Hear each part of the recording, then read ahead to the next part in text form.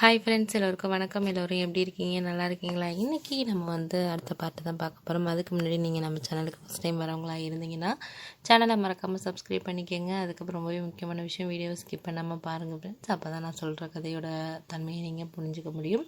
வாங்க வீடியோக்குள்ளே போகலாம். எனக்கு ஒரே குழப்பமாக இருந்துச்சு. என்ன அப்படின்னா, என்ன இவங்க திடீர்னு ஃபோன் பண்ணி என்ன இப்போ பேசணும் அப்படின்னு சொல்கிறாங்களே, என்ன பிரச்சனையாக இருக்கும் அப்படின்னு சொல்லிட்டு என் மனசுக்குள்ளே நிறைய குழப்பங்களாக இருந்துச்சு. என்ன இருக்குன்னு எனக்கு ஒன்றும் புரியலையே, என்ன பிரச்சனை அப்படின்னு ஒரு மாதிரி மைண்டே அன்றைக்கி நைட்டு ஃபுல்லாகவே தூக்கம் வரல. அந்தளவுக்கு ரொம்ப மைண்ட் ரொம்ப ஸ்ட்ரெஸ்ஸாக இருந்துச்சுன்னே சொல்லலாம். சரி, எப்படா நம்ம காலையில் விடியும், நம்ம போயிட்டு அவங்கக்கிட்ட பேசணும் அப்படிங்கிறதான் என் மனசுக்குள்ளே தோணிட்டு இருந்துச்சு. அதே மாதிரி காலையில் நான் கிளம்பிட்டு சாப்பிட கூட இல்லை. போயிட்டு அவங்க சொன்ன இடத்துக்கு நான் போயிட்டு அவங்க இருந்தாங்க. என்னப்பா வாப்பா, நீ பயந்துட்டியா நான் ஃபோன் பண்ணோன்னு அப்படின்னு கேட்டாங்க. ஆமாங்க, நீங்கள் திடீர்னு ஃபோன் பண்ணி இது மாதிரி நாளைக்கு உங்கள்கிட்ட பேசணும் அப்படின்னு சொன்னோன்னே எனக்கு ஒன்றுமே புரியலை அப்படின்னு சொல்லி சொன்னேன்.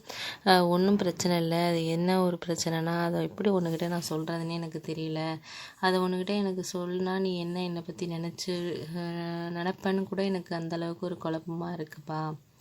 நான் அந்தளவுக்கு ரொம்ப ஒரு கடினமான ஒரு சூழ்நிலையில் தான் இருக்கேன். இதை வேறு யாருக்கிட்டையுமே என்னால் சொல்ல முடியாது.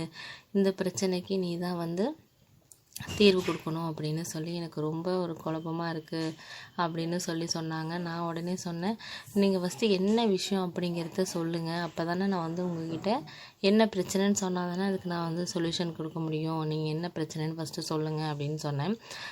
ஒன்றும் இல்லைப்பா, ஒரு நாள் உனக்கே தெரியும், எங்கள் கடையில் என்னோட ஒருத்தர் வேலை பார்க்குறாரு. அவருக்கும் திருமணமாகி அவங்க மனைவி இறந்துட்டாங்க. அவர் மட்டும்தான் தனியாக இருக்கார். அவர் இந்த கடையில் வேலை பார்த்துட்டு அங்கேயே தங்கியிருக்காருன்னு உனக்கே தெரியும். நான் வேலையில் சேர்ந்துட்டு இருந்தே என்கிட்ட அவர் பேசுகிற விதமே சரி இருக்காது.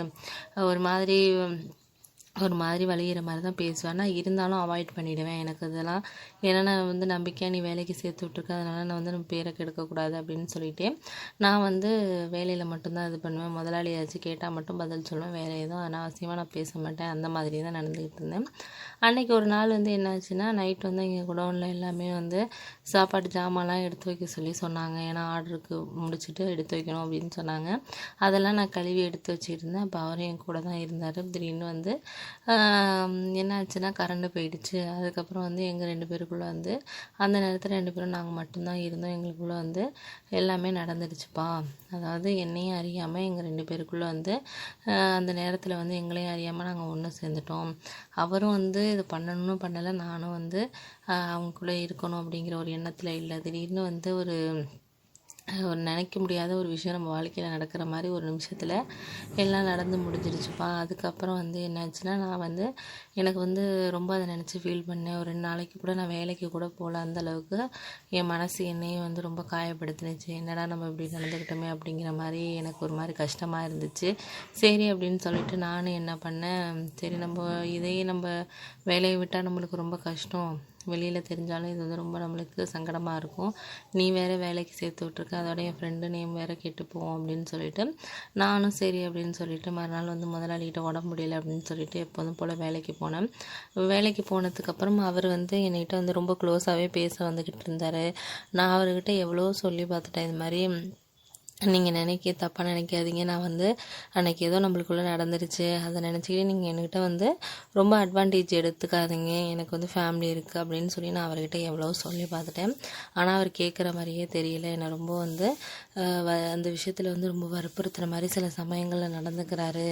அது எனக்கு ரொம்ப கஷ்டமாக இருக்குது. கூட வேலை பார்க்குறவங்களும் சரி, முதலாளியும் ஒரு மாதிரி பார்க்க ஆரம்பிச்சிட்டாரு. எனக்கு அந்த வேலையில் இருக்கவே பிடிக்கலப்பா, ரொம்ப கஷ்டமாக இருக்குது அப்படின்னு சொல்லிட்டு என்கிட்ட ரொம்ப ஃபீல் பண்ணாங்க. நான் உங்கள் மேலே இதில் தப்பு இல்லைல்ல, நீங்கள் அவர்கிட்ட எதுவும் நீங்கள் அதுக்கப்புறம் பேசலைல்ல அப்படின்னு சொன்னேன். நான் அதெல்லாம் இல்லைப்பா, அன்றைக்கி தெரியாமல் எங்களுக்குள்ளே அன்றைக்கி இரவு நடந்த விஷயத்த வச்சு அவர் என்கிட்ட திரும்ப திரும்ப அந்த விஷயத்த திரும்ப எதிர்பார்க்குறாரு ரொம்ப. அது எனக்கு பிடிக்கல. நான் அவரை எவ்வளோ அவாய்ட் பண்ணாலும் அவர் திரும்ப திரும்ப பேசிக்கிட்டே இருக்கார். எனக்கு என்ன பண்ணுறேனே தெரியல. இதை வேறு யார்கிட்ட சொல்ல முடியும்? அதனால தான் ஒன்றுக்கிட்டே நான் ஃபோன் பண்ணி சொல்லிவிட்டேன், நீ என்னை தவறாக நினச்சாலும் பரவாயில்ல, எனக்கு உதவி பண்ணுப்பா அப்படின்னு சொன்னார். சரி, ஓகே, அதை பண்ணிட்டாங்க. இருந்தாலும் அவங்க தவற உணர்ந்து இந்த அளவுக்கு நம்மக்கிட்ட சொன்னாங்க. ஏன்னா இப்போ நம்மக்கிட்ட சொல்லாமல் அவரோட உறவு அவங்க வச்சுக்க முடியும். ஆனால் அதை அவங்க தெரியாமல் பண்ணாலும் அந்த மனசு அதை மன்னித்து அதை வந்து திருந்திட்டாங்கங்கிறப்போ நம்ம அவங்களுக்கு இன்னொரு வாய்ப்பு கொடுக்கணும் அப்படின்னு எனக்கு தோணுச்சு. இது வேறு யாருக்கிட்டையும் என்னால் சொல்ல முடியாது.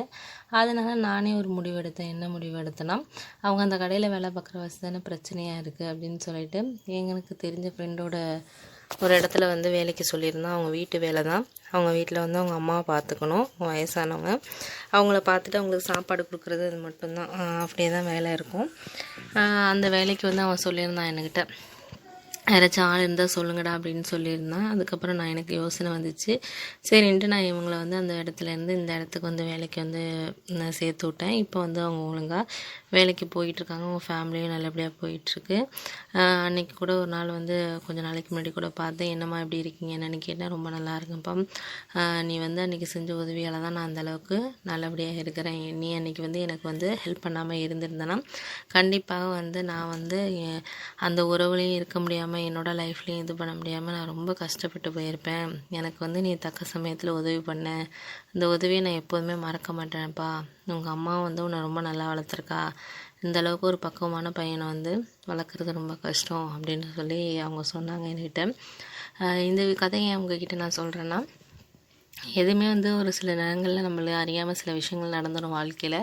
அதை நம்ம பண்ணணும்னு நினச்சி செய்ய மாட்டோம். ஏதோ ஒரு அந்த சமயத்தில் தவறாக நடந்துடலாம். அதை நம்ம மேலும் மேலும் அதை வந்து நம்ம தவறுன்னு தெரிஞ்சு செஞ்சுக்கிட்டு இருந்தோன்னா வாழ்க்கையில் வந்து நம்ம தான் கஷ்டப்படணும். அதனால் அதை உணர்ந்து நம்ம வந்து அதை திருந்தினாலே ரொம்ப வாழ்க்கையில் நல்லது. இந்த கதை இதோட முடியுது ஃப்ரெண்ட்ஸ். அடுத்த கதையில் உங்களை மீட் பண்ணுறேன். இந்த வீடியோ பிடிச்சிருந்துச்சுன்னா வீடியோக்கு ஒரு லைக்கை போட்டுருங்க.